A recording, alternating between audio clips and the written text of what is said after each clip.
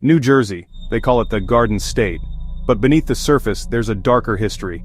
A history that refuses to stay buried. This place is old. It's one of the original 13 colonies. That means centuries of human emotion have been imprinted on its very soil. We're talking about war, tragedy, unfinished business. These powerful emotions don't just disappear when someone dies, they linger. They create a powerful energy, an energy that we as paranormal investigators can tap into. We are here to give a voice to the voiceless, to understand the stories of those trapped between our world and the next. This state is a hotspot for paranormal activity for a reason. Its history is soaked in blood, secrets, and sorrow. Every town seems to have its own ghost story. Every old building has whispers coming from its empty rooms. It's a palpable energy you can feel the moment you step foot in these locations. From the shadowed forests of the Pine Barrens to the forgotten cells of its oldest prisons. Our first stop is in Alpine, New Jersey. High on the cliffs of the Palisades. A stone structure locals have feared for over a century. It's called the Devil's Tower. This isn't some ancient ruin, built in the early 1900s by wealthy sugar importer Manuel Rianda, a tribute to his wife Harriet. He wanted the best view of the NYC skyline across the Hudson, a symbol of love, a romantic gesture, but something went terribly wrong. The history twisted into a dark legend. One day Harriet was at the top admiring the view. She saw her husband with another woman below. Devastated, she supposedly leaped from the tower. That tragedy is said to have cursed the place. Her spirit, angry and sorrowful, is bound to the stone. Locals began avoiding the area. They whispered the tower was the devil's domain. The name stuck, and the legend grew. People feel overwhelming sadness near the tower. The structure is imposing. Solid stone weathered by time. It feels out of place, a forgotten monument to tragedy.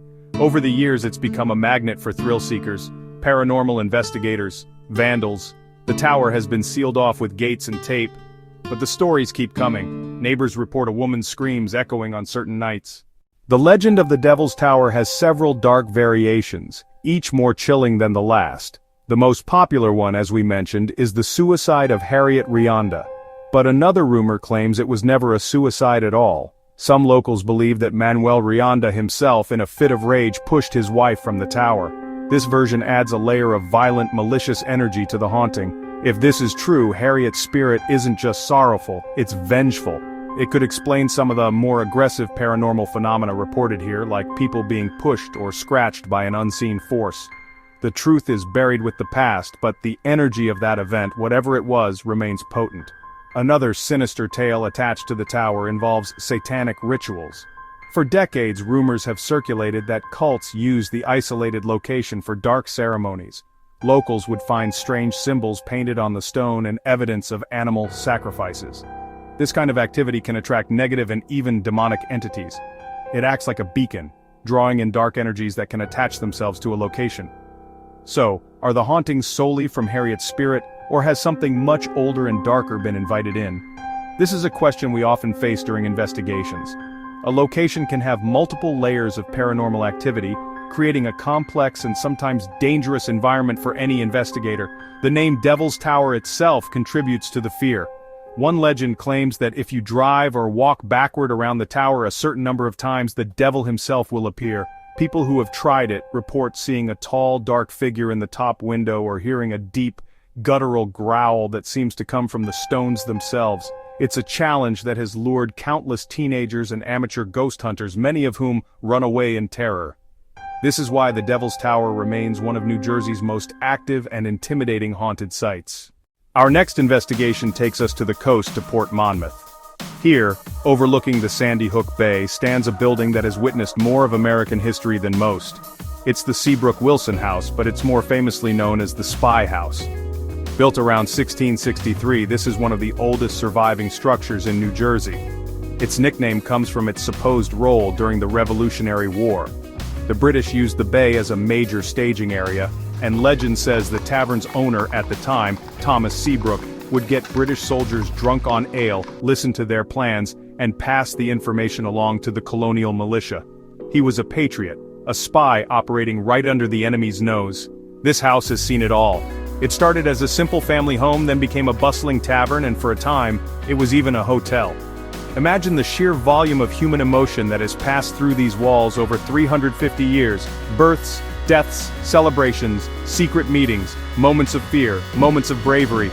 All of that energy gets absorbed by the building itself. The wood, the stone, the very air inside holds the echoes of the past. Investigators and visitors have reported a wide range of paranormal activity, from phantom footsteps to full-bodied apparitions. It's considered by many to be one of the most haunted houses in America. The activity at the spy house is intense and well documented. One of the most active areas is the main tavern room. This is where British soldiers would drink and talk freely, totally unaware that the tavern keeper was a spy. People have heard the phantom sounds of clinking glasses. People have heard rowdy laughter. People have heard old sea shanties being sung when the room is completely empty. We've heard stories from museum staff who absolutely refuse to go into that room alone after dark. They've seen shadowy figures sitting at the tables. They have felt unseen hands brush against them. The energy of those tense, historic nights plays out like a residual memory. The most chilling story connected to the spy house involves a mysterious entity in the basement. This area is dark and damp, believed to hide pirate contraband. Some say it was used as a makeshift brig for unruly sailors. Investigators report a heavy, menacing presence in the cellar. They've captured EVPs with deep, guttural growls. They've captured aggressive messages like, "Get out." One psychic claimed to sense the spirit of a brutal pirate murdered by his own crew. That entity is said to be territorial and extremely hostile. The basement is considered the most dangerous part of the house. Another prominent spirit is that of a small child. Visitors have heard a child giggling or crying from the second floor. Some have seen a little blond boy peeking from behind a doorway. Records show many children lived and died in the house over its long history. The child's spirit seems lost and lonely, not malicious. He appears to be searching for parents who are long gone. Deep in the southern part of the state lies a vast, foreboding wilderness. Over 1 million acres, dense pine forest, cedar, swamps, sandy roads. This is the Pine Barrens. For centuries, this isolated region has been the source of one of America's most enduring and honestly terrifying legends, the Jersey Devil. This is not a ghost story in the traditional sense. This is cryptozoology meets the paranormal. The legend is so ingrained in the local culture that the creature has actually become New Jersey's official state demon. The story starts way back in 1735 with a woman known as Mother Leeds, who was about to give birth to her 13th child. The legend says that Mother Leeds, impoverished and exhausted, cursed her unborn child in a moment of desperation. She allegedly cried out, "Let the devil take this one." On a stormy night she gave birth to a monstrous creature. It was described as having a head like a horse, large bat-like wings, hooves for feet, and a forked tail. The creature let out an unearthly scream, attacked the midwife, attacked its own family, and then flew up the chimney and escaped into the darkness of the Pine Barrens. For nearly 300 years since that night, this creature, the Jersey Devil, has been seen by thousands of people, terrorizing livestock, leaving strange tracks in its wake. The sightings are not just old folklore. They continue to this day. The most famous wave of sightings occurred in 1 week in January 1909. Over 1,000 people across New Jersey and neighboring states reported seeing the creature. We now travel to Mount Holly, to a place designed to contain the living but now serves to imprison the dead, the Burlington County Prison. This place operated for 154 years, from 1811 to 1965. It's a fortress. Designed by Robert Mills, the same architect who designed the Washington Monument, this prison was supposed to be escape-proof, but it was also a place of immense suffering, violence, and death. Over its long history, it housed some of New Jersey's most dangerous criminals. Executions took place in the prison yard.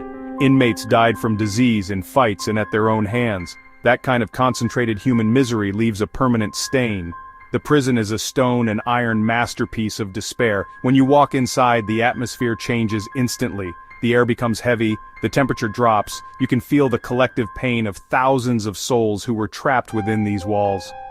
The most infamous area is the death cell, a small, isolated cell on the first floor where condemned prisoners spent their final hours before being hanged. Visitors and investigators in this cell report being overcome with feelings of hopelessness and dread. They've been touched, pushed, and have heard the disembodied whispers of men pleading for their lives. Our final location takes us to the picturesque Victorian town of Cape May. Here stands the Emlyn Physic Estate, an 18-room mansion built in 1879 by Frank Furness. It was the home of Dr. Emlyn Physic Jr., his widowed mother, Frances his Aunt Emily. On the surface, it's a beautiful example of Victorian stick-style architecture, a museum showcasing opulent late 19th century lifestyle. But behind the elegant facade, the house holds the spirits of its former residents. The Physic family never left.